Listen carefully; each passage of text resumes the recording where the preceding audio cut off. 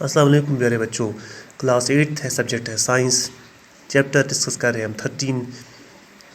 تو اس چیپٹر میں خاص ٹاپک ہم پڑھ رہے ہیں greenhouse effect. Last class میں ہم نے گرین ہاؤس افیکٹ اور گلوبل وارمنگ پہ بات کی تھی.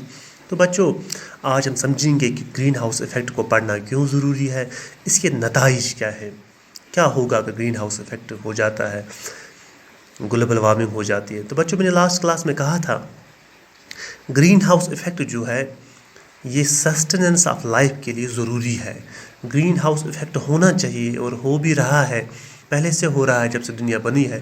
اسی کے بدولت دنیا کا جو ہیٹ سسٹم ہے وہ قائم دائم ہے, دنیا میں جو گرمی ہے یہ قائم دائم ہے. لیکن پرابلم گلوبل وارمنگ کی کہاں آ رہی ہے, جب انہینسڈ گرین ہاؤس افیکٹ ہوگا. کیونکہ گرین ہاؤس افیکٹ تو ہونا ہے, اسی سے ہیٹ انجن قائم ہے. ہیٹ انجن کو بیلنس کرنے کے لیے گرین ہاؤس افیکٹ ضروری ہے. لیکن ہم نے فوسل فیولز کو اتنا کنزیوم کیا ہے, اتنا جلایا ہے کہ گرین ہاؤس گیسز جو ہے ان کی مقدار بڑھ گئی ہے. اور جو آج کل فنامنا ہے, جو آج کل گرین ہاؤس افیکٹ ہو رہا ہے وہ حد سے زیادہ ہو رہا ہے, جسے ہم انہینسڈ گرین ہاؤس افیکٹ کہتے ہیں. تو بچوں یہی پرابلم ہے. تو اب اس کے نتائج کیا ہیں, ایک بڑا نتیجہ ہے, ہم اسی کو ڈسکس کریں گے, اسی کے اندر سب باتیں آ جائیں گی. وہ ہے average temperature of earth has increased.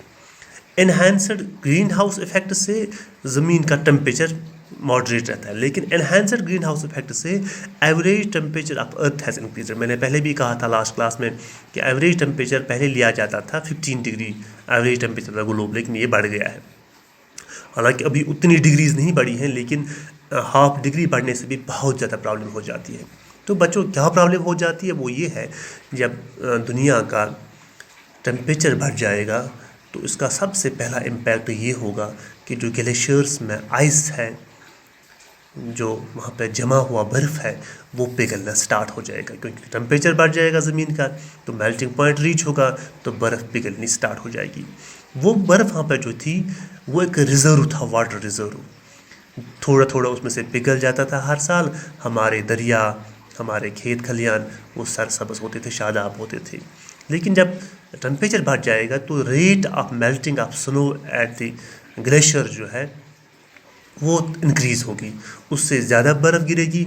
تو اچانک سے پانی کا بہاؤ آنے سے سیلاب آ جائیں گے. تو بہت بڑی پرابلم ہے. دنیا کے میگزیمم علاقے ہیں جو سیلابوں کی زد میں رہتے ہیں, جہاں سے دریا بہتے ہیں, اور جب بھی اچانک بارش زیادہ, پانی زیادہ آئے گا, پانی کا بہاؤ زیادہ آئے گا, تو دنیا کے بہت سارے علاقے ڈوب جائیں گے. لوگوں کا نقصان ہوگا, فصلوں کا نقصان ہوگا, زمین کا نقصان ہوگا. تو ایک بات ہے. دوسری بات یہ, جب برف پگھل جائے گی تو وہاں پہ اب کم برف رہے گی پہاڑوں میں یا نہیں رہے گی. تو جو واٹر سائیکل چلتا تھا, جو سال بھر پیرینیل ہمارے ریورز تھے جن میں پانی کا بہاؤ لگاتار رہتا تھا بنا بارش کے بھی, اب وہ بہاؤ ختم ہوگا.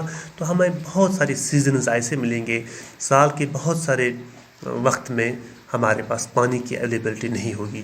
کہا جاتا ہے کہ جو اگلی جنگ ہوگی دنیا کی وہ پانی پہ ہی ہوگی.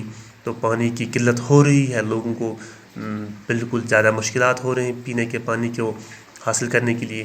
تو جب پہاڑوں میں برف نہیں رہے گی تو پانی کا بہاؤ نہیں رہے گا دریاؤں میں, ہمارے چشمے سوکھ جائیں گے, ہمارا انڈر گراؤنڈ واٹر کم ہو جائے گا, اس کی واٹر ٹیبل جو ہے وہ ڈاؤن ہوگا. تو نتیجتاً پانی کی بہت زیادہ قلت ہوگی, اور پانی کے بغیر ہمارا گزارا ہو نہیں سکتا ہے. تو نیچرلی جھگڑے ہوں گے, فساد ہوں گے, اموات ہوں گے, اور بہت ساری پریشانیاں ہوں گی. تو رہی بات پہاڑوں کی, اب یہ جو پانی برف کے پگھلنے سے ایک بہاؤ بن کے آ جائے گا, اب اس کا امپیکٹ یہ بھی ہوگا کہ یہ ڈائریکٹ سمندروں میں چلا جائے گا. سمندروں تک پہنچتے پہنچتے کتنی تباہی کرے گا اس کا آپ کو اندازہ ہے ہی. لیکن جب یہ سمندروں میں پہنچ جائے گا تو سمندروں کی جو لیول ہے, اوشن لیول ہے, سی لیول جو ہے وہ بڑھ جائے گی. اب بہاؤ زیادہ بڑھے گا, وہاں پہ کنٹینٹ آف واٹر بڑھے گا, تو نیچرلی بڑھے گا. تو یہ مانا جاتا ہے کہ اگر سمندروں کی جو گہرائی ہے یا اس کا جو پانی کی جو لیول ہے سمندروں میں, اگر وہ کچھ سینٹی میٹر ہی بڑھ جاتی ہے تو دنیا کے بہت سارے علاقے, ہاف آف دا ورلڈ, وہ سبمرج ہوگا, پانی کے اندر چلا جائے گا. کیونکہ دنیا کے بہت سارے علاقے یا کوسٹل ایریاز یا باقی علاقے یا آئی لینڈ نیشنز وہ سی لیول سے ڈاؤن ہے. جو سمندروں میں پانی کی تہ ہے اس سے وہ ان کا علاقہ ڈاؤن ہے, نیچے ہے. جب سمندر کی تہ بڑھ جائے گی تو جو پانی ہے وہ باہر آئے گا، اس کی جو برم ہے اسے باہر آئے گا اور ان علاقوں میں پھیلے گا جو علاقے سمندر کی لیول سے ڈاؤن ہیں۔ نتیجتاً اس میں لوگ سبمرج ہوں گے، ہمارے کھیت سبمرج ہوں گے، ہمارے لوگوں کا جان و مال کا بہت زیادہ زیاں ہوگا۔ اندازہ لگایا جاتا ہے کہ کروڑوں میں لوگ مر جائیں گے۔ ہندوستان کی بات کریں تو اتنا بڑا کوسٹل ایریا ہے، کیرلا ہے، تامل ناڈو ہے، مہاراشٹر کے علاقے ہیں، گجرات ہے، یہ پورا سبمرج ہوگا۔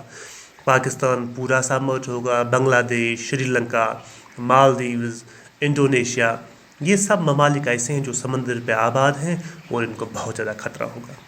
تو جب زندگی ہی تباہ ہوگی، بربادی ہوگی، تو ہمارے جو باقی ریسورسز ہیں جو ویلفیئر میجرز میں ہم یوز کر سکتے تھے وہ اب میٹیگیٹ کرنے لگیں گے، اسی میں وہ پیسے ضائع ہوں گے، تو نتیجتاً جو انسان کی زندگی ہے اسے مسائل بڑھ جائیں گے اور بہت ساری پریشانیاں ہوں گی۔ تو یہ بھی کہا جاتا ہے کہ ویجیٹیشن جو ہے جن علاقوں میں مینگرووز ہیں جیسے ساحلی علاقوں میں، یا جو ٹراپیکل علاقے ہیں، یا جو فارسٹ لینڈ ڈیسیڈیس فارسٹس ہیں، یا باقی جو علاقے ہیں، تو ویجیٹیشن کا شفٹ ہوگا۔ اب جن علاقوں میں ایک فصل اگتی تھی اب وہاں پہ دوسری فصل اگنی سٹارٹ کرے گی، کچھ اسپیشیز کچھ قسمیں انویڈ کریں گی کچھ علاقوں کو، وہاں کی جو لوکل اسپیشیز ان کو کھا جائیں گی، ختم کریں گی، ان کو پنپنے نہیں دیں گی۔ تو دنیا بھر کا جو نظام ہے، جو نیچرل سسٹم کا جو نظام ہے وہ درہم برہم ہوگا۔ تو نتیجہ یہ ہوگا دنیا میں فساد پھیلے گا، دنیا میں پریشانی بڑھے گی، انسان جو آلریڈی پریشانی میں ہے ان کی پریشانیاں بڑھ جائیں گی، نئی نئی بیماریاں سامنے آئیں گی، نئے نئے زمین کے ٹکڑوں پہ جھگڑے سٹارٹ ہوں گے۔